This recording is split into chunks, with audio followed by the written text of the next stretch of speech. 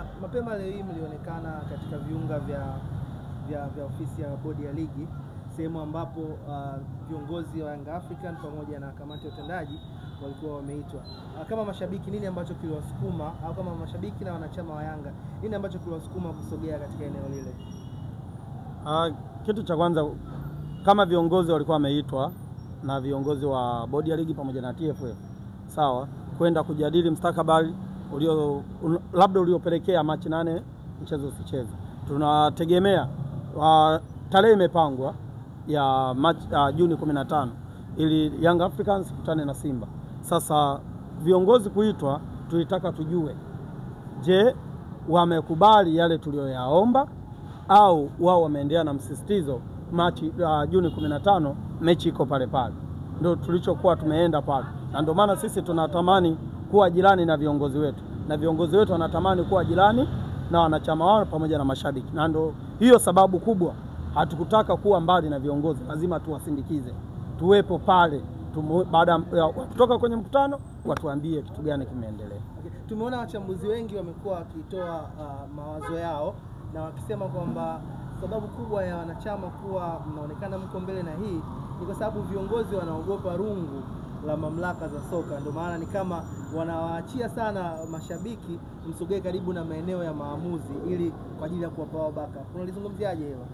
Unajua, viongozi wa Young Africans ni waajiri wao wetu sisi, ambao sisi ndio tumewaajiri, sisi wanachama wa Young Africans. Klabu au taasisi ni muhuri, sijui kama unaelewa. Kwa hiyo unapokuepo muhuri, ndipo klabu inapokuepo kwa wakati huo, na ndipo ofisi inapokuepo kwa wakati huo. Viongozi wa Young Africans walikuepo kwenye ofisi za TFF, ndipo muhuri wa Young Africans ulipokuepo kwa wakati ule. Kwa hiyo ungekuja hapa kuhitaji huduma ya Young Africans usingeipata, lazima uende ulipo muhuri kwa wakati huo. Walikuepo kule viongozi wa Young Africans, na sisi ni lazima tuwepo pale, tunaunganisha, tunatengeneza kitu kinaitwa klabu. Umeelewa? Kuna timu, kuna klabu. Timu ni combine ya benchi la ufundi na wachezaji. Ukizungumzia klabu, ndio na sisi sasa unatukuta na viongozi na muhuri unapokuepo. Kwa hiyo hata leo hii Young Africans akiwa anacheza KMC, muhuri huko KMC na ofisi inakuwa KMC kwa wakati huo. Umeelewa? Ukija hapa kuhitaji huduma ya Young Africans huwezi kuipata, unaenda pale muhuri ulipo. Kwa hiyo sisi kwenda kwenye ofisi za TFF kwa wakati ule ndipo ulipokuwa muhuri wa Young Africans. Walipo viongozi wetu, nasi tupo, kwa sababu wao wanatusikiliza sisi. Nini tulichowatuma, maelekezo gani tuliwapa wakayafanye, na sisi ndio maana tunawafuatilia wanayatimiza yale maelekezo tuliyowapa au wataenda against na kile tunachokihitaji. Kwa hiyo tunamshukuru Mungu, viongozi tuliowapata naweza nikasema ni the best kwenye klabu yetu na wanaweredi. Kama hawa ndo wangekuwa kwenye shirikisho la mpira wetu ungeenda sawa. Lakini kwa haya madudu yanayoendelea, sisi msisitizo wetu sio kwamba tunaitetea Young Africans peke yake. Tunatetea kuanzia mpira kwa ujumla. Haijalishi ni Champion League, ligi daraja la kwanza, ligi daraja la 3 mpaka ligi daraja la 5 huko. Ili mradi ni mpira wa miguu unaochezwa kwenye taifa hili. Kwa nini tunatetea hilo? Kwa sababu Young Africans ndiye muasisi wa mpira wa Tanzania.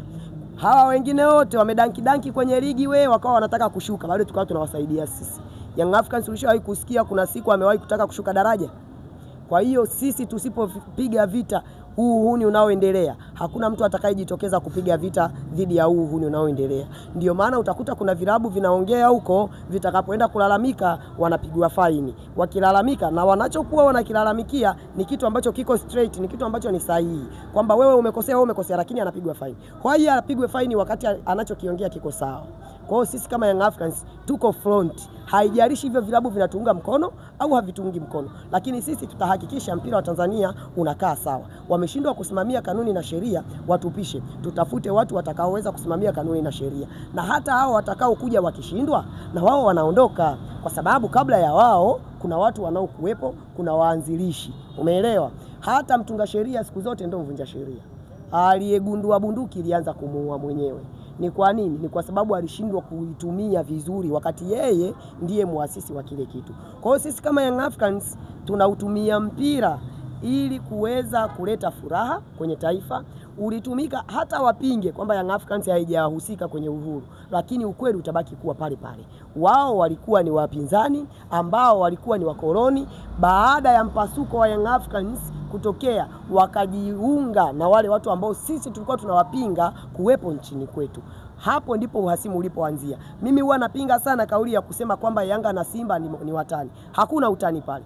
Pale ule ni uhasimu, kwa sababu Simba ni timu ya watu ambao walikuwa wanakuja kutupola mali zetu. Young Africans ni timu ambayo ya watu ambao walikuwa wanatetea mali za nchi. Ndiyo maana mpaka leo hii sisi ndio tunaopigana.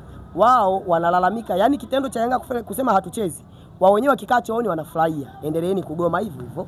Lakini kwenye uso wa watu wanatoka wanasema mtacheza tu. Lakini ukweli wanaujua. Sisi hatumuhofii Simba, kwa sababu Simba kumfunga sisi ni kama tunafunga timu nyingine. Ila Simba kumfunga Young Africans ni jambo la surprise. Unamuona Kibu Denis anaitwa mkandaji pale, ametufunga goli, wanatufunga goli 2. Walifanya mpaka sherehe. Lakini sisi tunamfunga goli la Zawadi Mauya, magoli ya kina Mayele, ni jambo la kawaida. Kwa sababu tunajua ni klabu ambayo iko kwenye ligi, na la Morrison ni klabu ambayo iko kwenye ligi, inashiriki ligi, kufungwa ni wajibu wake. Umeelewa? Yani vile unavyokuja ndivyo unavyopekelewa. So wao wakitufunga utasikia watamaliza maneno. Sasa msemaji wao tangu ameingia pale hajawahi kunyenyua kwa hapa, naye anapiga kelele. Amebaki kusema waje wasije, ubingwa wetu. Walianza na kwamba hili tunabeba, hii tunavuka, wakavuka. Hili tunabeba, mwisho wa siku kutoka hili tunabeba mpaka wachezaji walikuwa na fatiki bila kukusanya kitu chochote kile. Hauoni hao kidogo wanatakiwa wapimwe? Kwa hiyo mimi nadhani ifikie mahala hata wao wenyewe wanatakiwa wasapoti tunachokifanya, kwa sababu wao ndio walioanza kuahirisha dabi. Wakasema hawatakuwa tayari kucheza mechi ya dabi mpaka waliohusika kuwazuia kufanya mazoezi wawajibishwe. Sasa mimi nauliza, wamewajibishwa wanapoishadadia hii tarehe ya mechi? Waliohusika kuwazuia kufanya mazoezi wamewajibishwa? Na kuuliza wewe. Sasa kama hawajawajibishwa, wao wanakuaje kipaumbele kupokea tarehe ya mechi na kuwatetea bodi ya ligi na TFF? Kumbe wanakuja kugundua kulikuwa na mazungumzo kabla ya msimu kuanza. Kulikuwa na mazungumzo baina ya Simba, TFF, bodi ya ligi na mamlaka zinazosimamia marefari. Hivyo sasa hayo mazungumzo ndio tunataka tuyajue, tuyakate. Kwa nini mamlaka za marefari, marefa waliochezesha mechi za Simba na nyingi zikaonekana zina sintofahamu, hawakuchukuliwa hatua? Amekuja kuchukuliwa hatua Elsasi baada ya kelele nyingi za watu. Umeelewa? Hapo ndipo tunaunganisha hayo matukio, tunagundua kulikuwa na mazungumzo.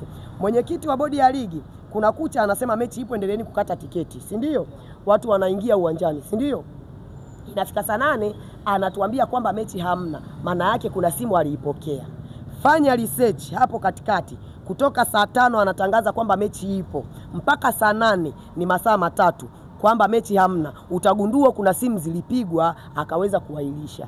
Yule mzee hakujichukulia yeye mwenyewe maamuzi, ila kuna simu mahali zilitoka zikamuamuru hairishe mechi. Kwa hiyo sisi tunachokihitaji ni wao. Sasa kama yeye alipokea simu, inabidi apokee tu na maombi ya wananchi kwamba hatuwataki madarakani kwa sababu wameshindwa kusimamia kanuni na sheria.